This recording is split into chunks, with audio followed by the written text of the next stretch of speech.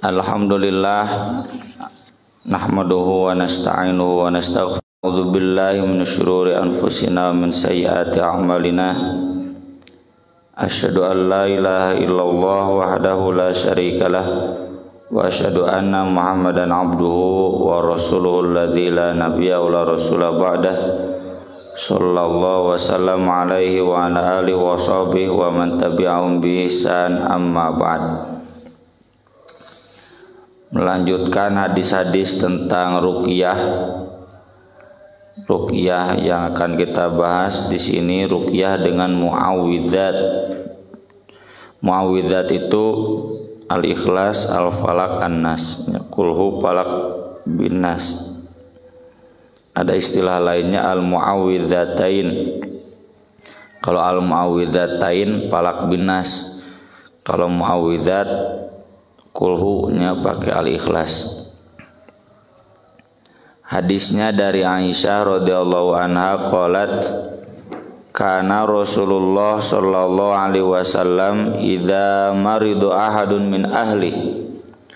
Rasulullah sallallahu alaihi wasallam apabila ada salah seorang keluarganya yang sakit, istrinya atau putrinya, ya, putranya, nafasa alaihi bil muawwidzat. Beliau nafasa itu gitunya, bisa dengan sedikit air liur, bisa juga tidak, ya, cuma keluar di gitu, ya, meniup. Arti asalnya nafasa alaihi bil muawwidzat, dengan muawwidzat, dengan surat Al-Ikhlas, Al-Falaq, dan An-Nas. Praktiknya itu bisa dibacakan dulu, lalu ya udah gitu baru diusap. Atau bisa begini dulu, ya, dengan dua telapak tangan, kemudian dibacakan Al-Muawwidzat, Kulhu, Falaq, Bin-Nas, terus gitunya, kemudian diusapkan. Falamma marido maradahu alladzi mata fi, ketika beliau sakit yang dengan sakitnya itu beliau wafat, ja'altu anfuthu alaihi, aku yang meniupkan kepada beliau muawwidzat, wa amsahuhu biyadi nafsihi, tapi aku mengusapnya dengan tangan Nabi sallallahu alaihi wasallam, li annaha kanat a'dhamu barakatan min yadi, karena tangan beliau lebih berkah dibanding tangan aku. Nah, ini hadis Bukhari Muslim sahih pisan. Ini yang kemarin dalam pengantar kita bahas, ruqyah itu sunnah. Nabi Shallallahu Alaihi Wasallam itu setiap kali ada sakit ruqyah, ruqyah untuk dirinya, ruqyah untuk keluarganya. Berobat boleh, ya, tapi kita jangan sebatas berobat ari ngaruqyah tara, dua-duanya saja. Bahkan kebanyakan kalau kita perhatikan hadis, Nabi tidak berobat karena memang banyak penyakit yang mungkin zaman itu, ya, dalam konteks di Arab saat itu belum maju ilmu pengobatan. Jadi ya sudah diruqyah. Kan sederhana teorinya, yang menyembuhkan itu Allah. Maka dengan ruqyah itu hakikatnya berlindung kepada Allah, maka Allah akan menyembuhkan, dan itu begitu, ya. Bahkan saya pernah tanya, ya, salah seorang dokter, saya baca hadis-hadis Nabi Shallallahu Alaihi Wasallam menjenguk, nggak ada satupun yang menganjurkan berobat, semuanya mendoakan, ya. Tapi kalau Nabi ditanya boleh dengan ini, nah Nabi menjawab silakan madu, silakan kai. Tapi di semua hadis-hadis Nabi tentang menjenguk, Nabi meruqyah atau mengajarkan ruqyah. Jadi sekali lagi, berobat boleh, tapi yang paling utama harus kita lakukan adalah ruqyah, karena ruqyah itu memperlindungkan diri kita kepada Allah. Kita bagian dari isti'anah wa iyyaka nasta'in kepada Allah. Nah sesudah itu baru wasilahnya adalah dengan berobat. Jadi lamun berobat tungkul tidak ruqyah sekuler. Ruqyah unggul tidak berobat nggak jadi soal. Nabi juga begitu, ya sering meski Nabi membolehkan berobat. Dan amal ini menunjukkan berarti setiap kali ada yang sakit itu yang pertama kali diamalkan. Ya. Begini ya, saya semua anak-anak saya yang sakit pasti saya ruqyah, ya.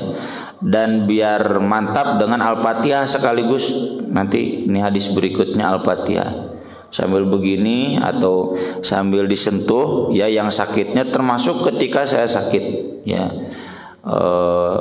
selama masih kuat, ya hari can tipes can mah kronis, ya sentuh ya atau begini nanti diusapkan, ya. Dan ini ada kelanjutannya.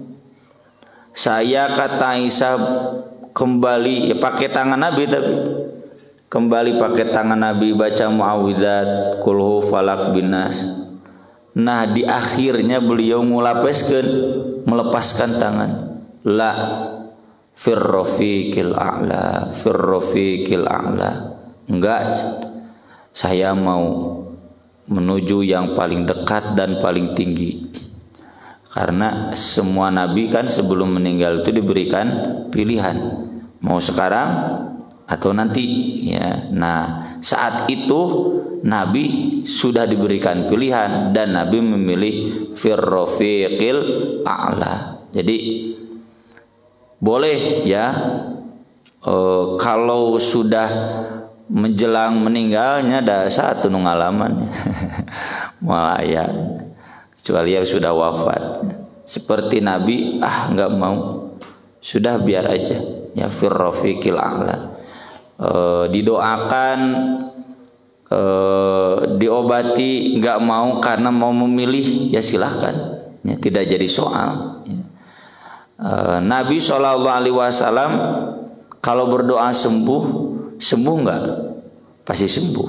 Cuma Nabi nggak memilih itu, ya karena Nabi sudah diberikan pilihan. Jadi seandainya ada seseorang di tahap tertentu, contoh kan banyak penyakit yang diponis oleh dokter memang nggak mungkin sembuh, lalu dia kemudian udah nggak apa-apa, saya memilih tawakal saja. Itulah yang disebutkan dalam hadis tentang 70.000 orang yang akan masuk surga tanpa dihisab, tanpa disiksa.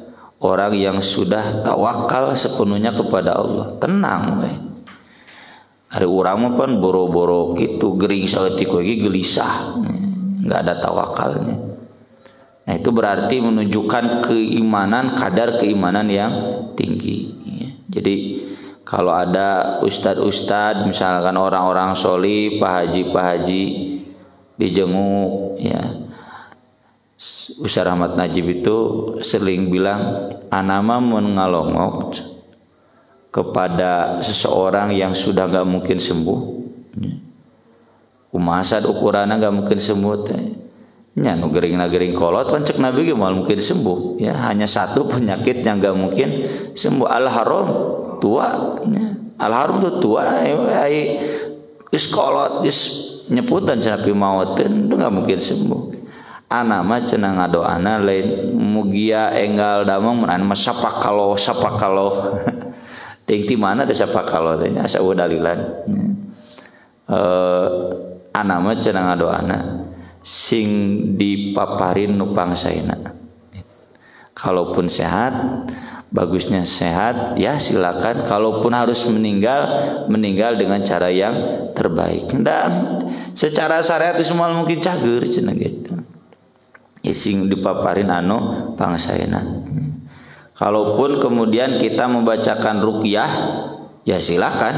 Ya kan ruqyah mah teu sakleknya Al-Fatihah dan An-Nas itu ya Allah sembuhkan, teu saklek begitu. Meski kita berdoa dengan doa-doa Rasul, ya Allahumma rabban nas, ya silakan.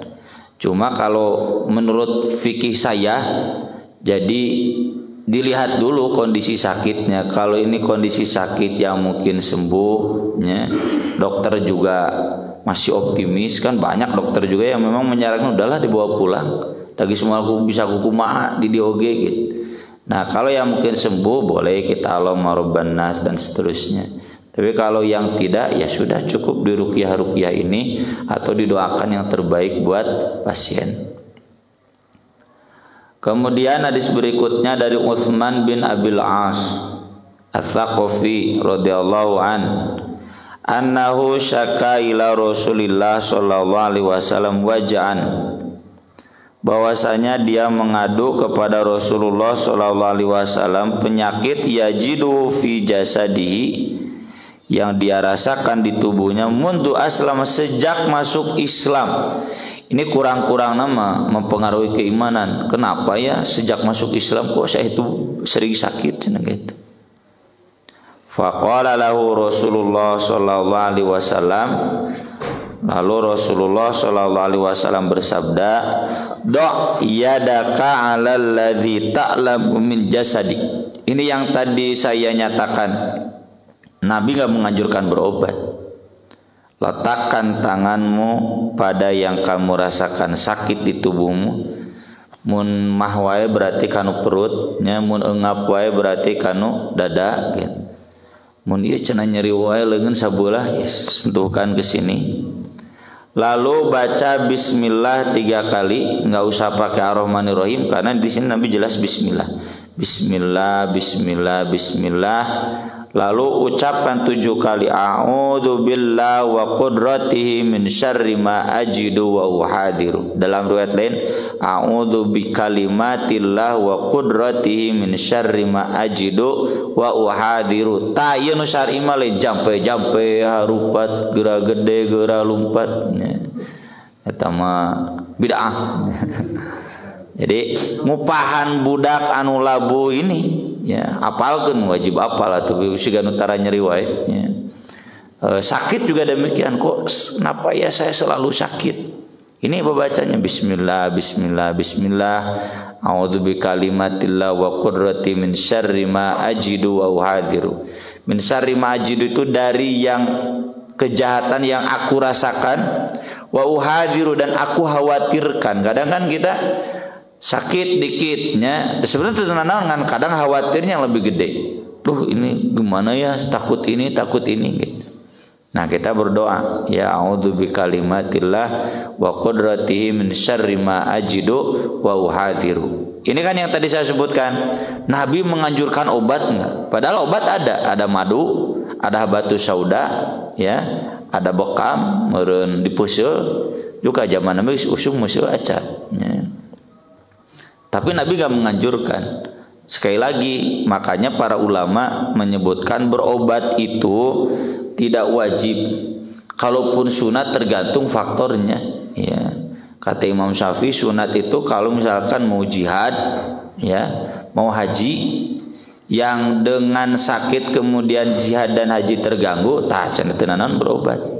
Tapi secara umum mubah, ya.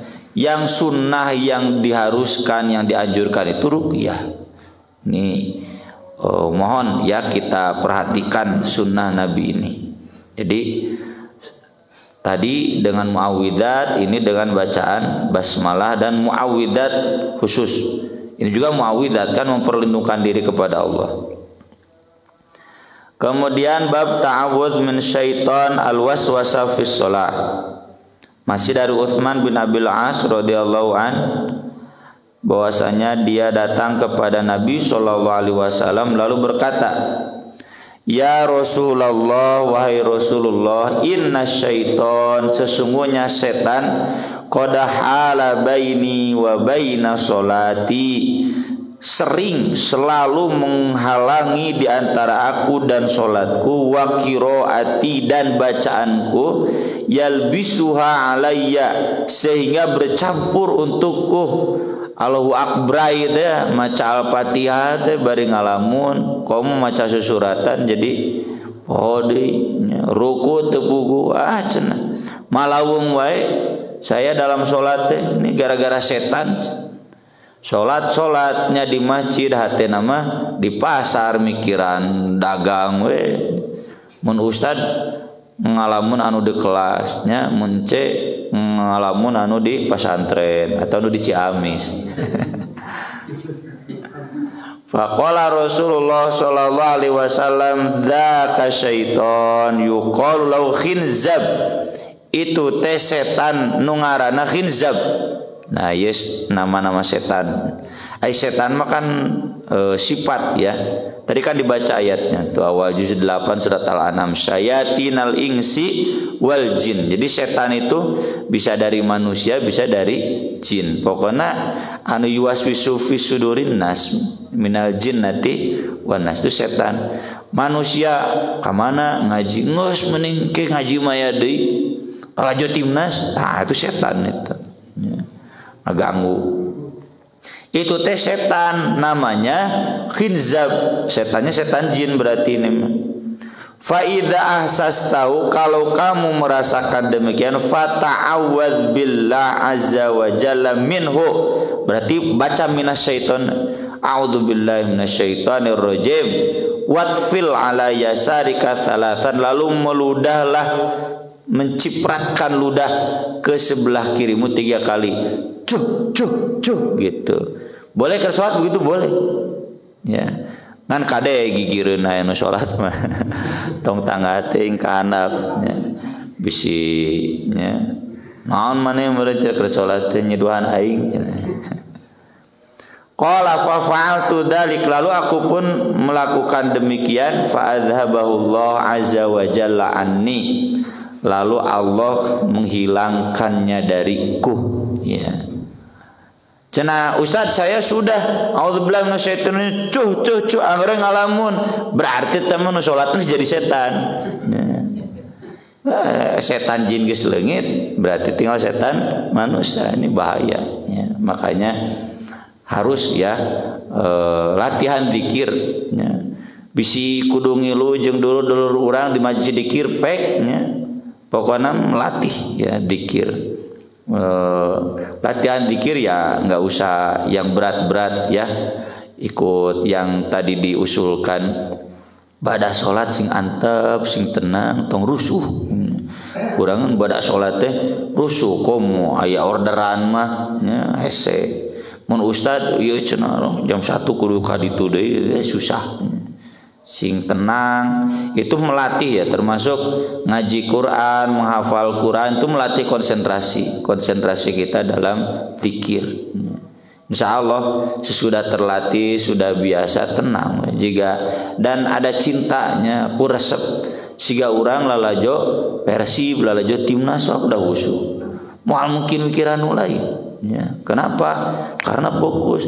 Geus ele 4-0 ge kumaha dina hatena sugan 6-0 sugan ya ti setan. Sugan negara di harapan dua ge asa juara nya geus puguh ele. Asa juara ya.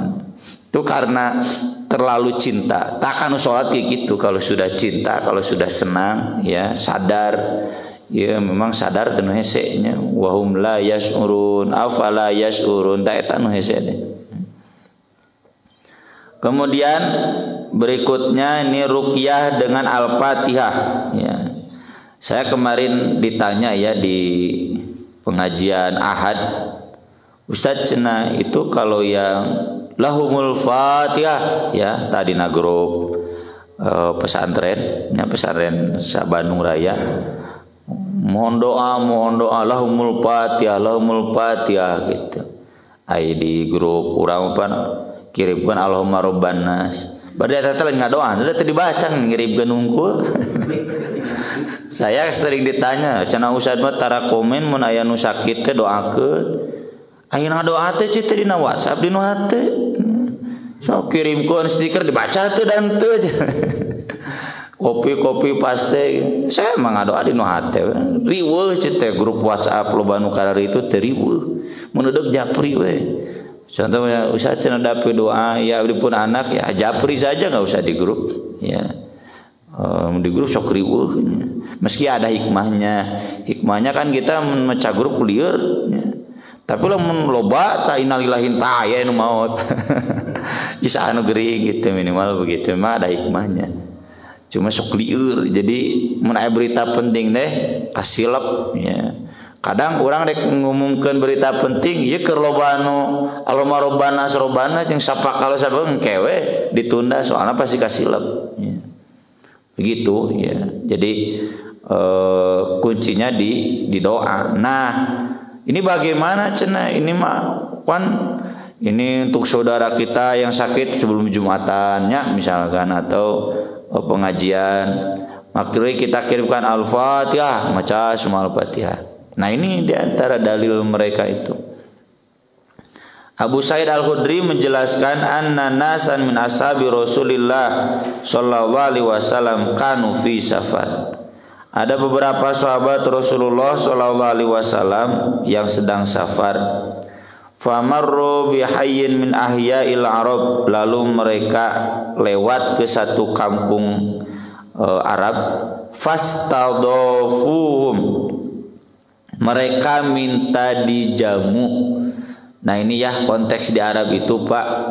Meureun mun urang mah jiga dina film koboi, film pendekar Cina ya. Belum ada restoran, belum ada penginapan. Makanya ada hadisnya, siapa yang kedatangan tamu lalu tidak menjamu tamu itu berhak menuntut ya. Maka hadis-hadis menjamu tamu itu banyak ya. Kenapa tamu itu berhak menuntut dilayani? Soalnya teu kitu ya. Yang namanya konteks zaman itu nggak ada penginapan, nggak ada rumah makan. Sedangkan ini melakukan perjalanan jauh, makanya juga ada istilah Ibnu Sabil. Ibnu Sabil itu lain anak jalanan. Ya, najan terjemahan anak jalanan. Ibnu Sabil itu orang yang memang safar, dia habis bekal.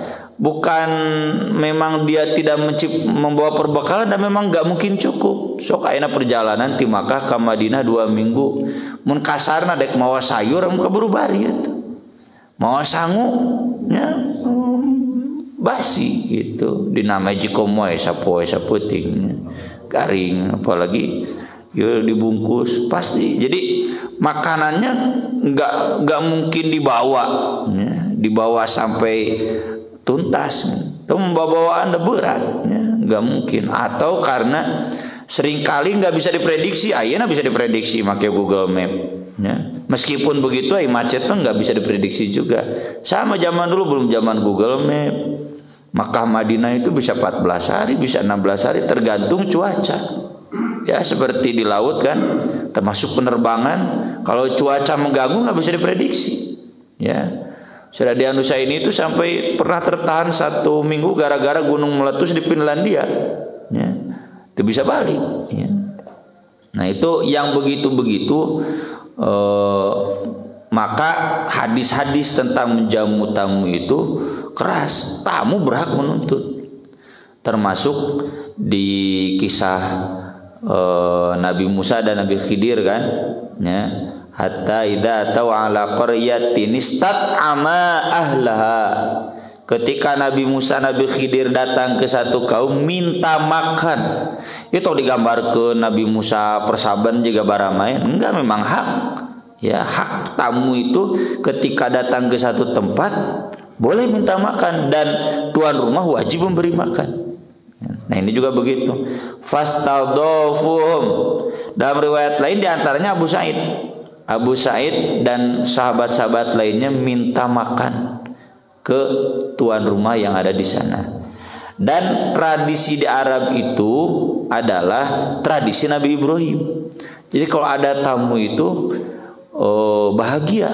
Sok bayangkan banyak di perkampungan tuluy aya tamu pan asa aya batur, ya.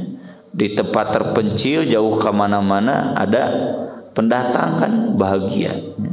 Dan mereka pun senang menjamu. Nabi Ibrahim begitu kan, ketika datang tamu teu nanya heula ieu saha henteu, langsung bawa sate marangi.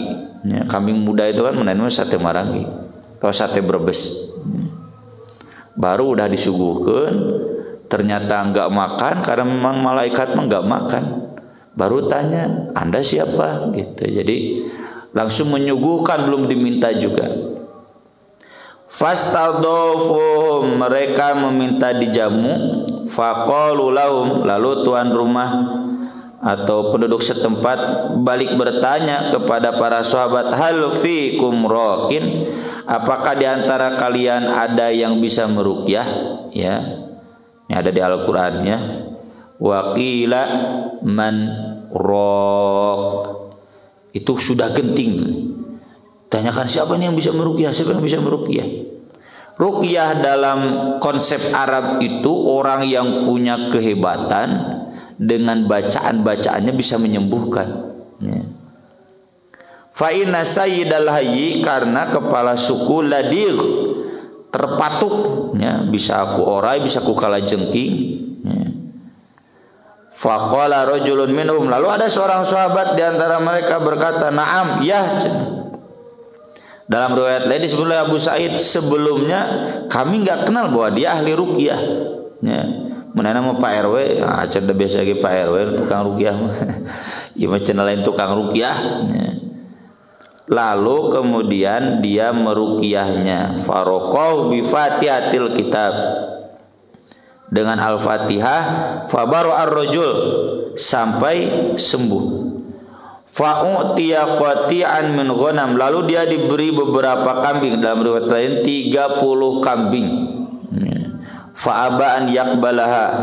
Nah, dalam riwayat lain disebutkan dia terima dulu, tapi ku para sahabat diharewasan, kamu melakukan begini kan belum ada izin dari Nabi.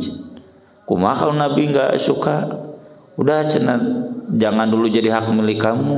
Kita pulang dulu ke Madinah, tanya ke Nabi. Boleh enggak? Ya, menerima upah sesudah membacakan Al-Fatihah. Ya. Munayana menerima upah sesudah mengajarkan Quran.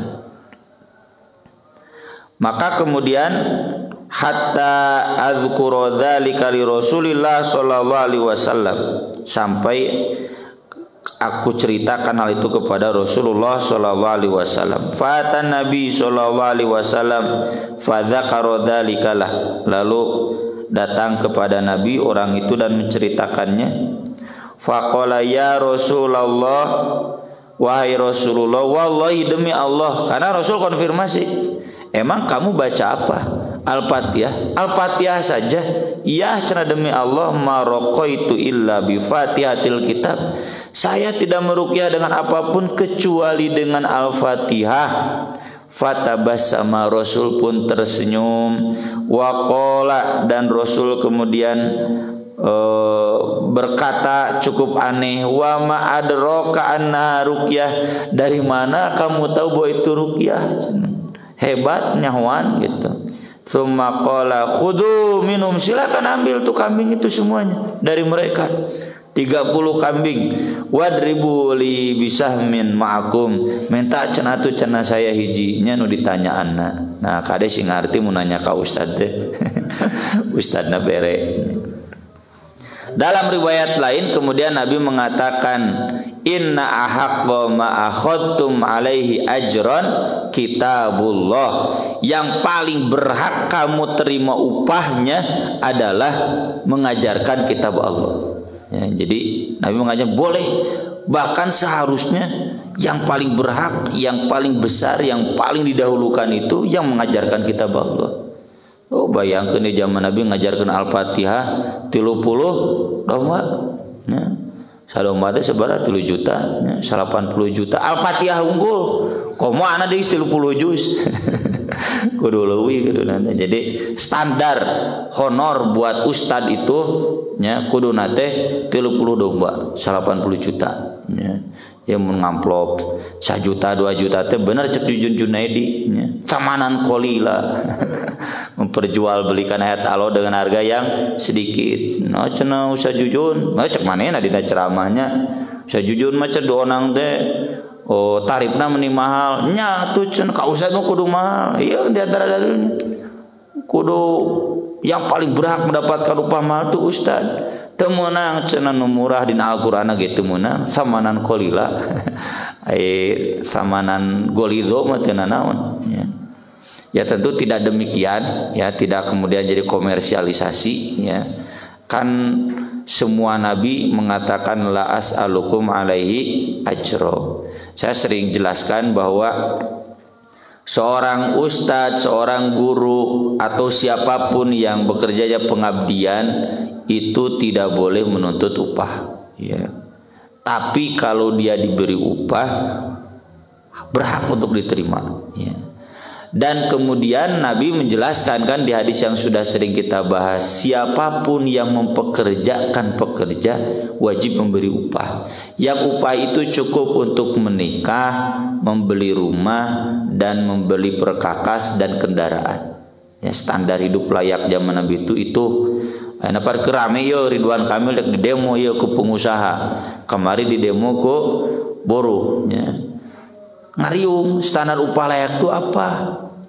Yang mungkin standar 10 tahun lahnya, dalam 10 tahun bisa beli rumah, dalam standar 20 tahun mungkin bisa beli mobil, bisa beli motor, bisa beli perkakas. Kalau belum itu nggak layak nih para pengusaha. Mohon dengar ya. Tong benghar sorangan ya. Meski ya banyak juga yang saya tahu pengusaha yang memang semua hasil usahana ajak karyawan da nama cenah boga penghasilan tetap ya. Ada yang begitu, jika anggota dewan di Astana Anyar nya mau beja-beja bisi di PKS lah gitu. Nama cenah ustad muka usaha konveksi nya. Da ieu mah jang pagawe da nama cenah geus boga gaji ya. Tetap anggota dewan cukup ya. Jadi anak akhirnya corona pancana terdampak ya. Bingung teh lain bingung jangan anak, bingung karunya jangan pagawe. Jadi itu pengusaha teladan ya, memang dia membuka usaha sepenuhnya untuk pekerja. Ya. Tapi ini banyak juga nih apindo pengusaha bunghar tekatulungan bungharna hari karyawan malarat kan nih. Nih kita juga yang jadi pengusaha nanti harus memperhatikan agar karyawan kita itu bisa beli rumah, bisa kendaraan. Nah kembali ke hadis ini jadi dalil yang jelas bahwa Al-Fatihah itu bisa dijadikan ruqyah. Cuma mohon maaf yang saya pahami ya ini ruqyah di hadapan ruqyah langsung membacakan di hadapan orangnya. Adapun mengirimkan Al-Fatihah ya mohon maaf ya, fikih saya tidak sampai demikian dan juga belum tahu.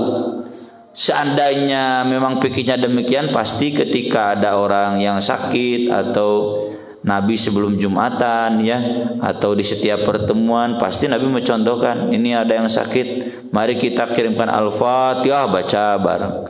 Mohon maaf belum ketemu dalil yang begitu. Kalau yang ini ada ya. Jadi ruqyah Al-Fatihah itu sahih dan boleh diamalkan, yaitu langsung termasuk untuk sakit seperti dipacok ular ya, kalajengking itu bisa diamalkan. Kalau kemudian ini sudah diruqyah tapi gak sembuh, kan kemarin sudah dibahas Nabi ketika terkena sihir berulang kali gak langsung sembuh ya. Jadi jangan kemudian kita menganggap bahwa Al-Fatihah ini jimat. Ketika ada maka hebat, tidak ada maka tidak hebat, atau kita masih pitung ya. Aya jimat hebat, jimat maut ya. Jadi jangan begitu. Al-Fatihah itu ruqyah zikir. Jadi bagian kita memperlindungkan diri kepada Allah. Masalah sembuh dari Allah, tidak sembuh juga dari Allah. Lain tina Al-Fatihah, namun kita mah Al-Fatihah teh jimat. Meyakini sebagai sesuatu yang keramat itu musyrik ya. Kita tetap ya ruqyah itu bukan berarti ruqyah yang menyembuhkan, tapi tadi iyyaka na'budu wa iyyaka nasta'in sebagai bentuk perlindungan kita kepada Allah, memohon perlindungan kepada Allah dan pertolongan kepada Allah. Aku qouli hadza wa astaghfirullah li wa lakum subhanakallahumma bihamdik asyhadu an la ilaha illa anta astaghfiruka wa atubu ilaik. Wassalatu wassalamu ala Rasulillah. Wassalamu alaikum warahmatullahi wabarakatuh.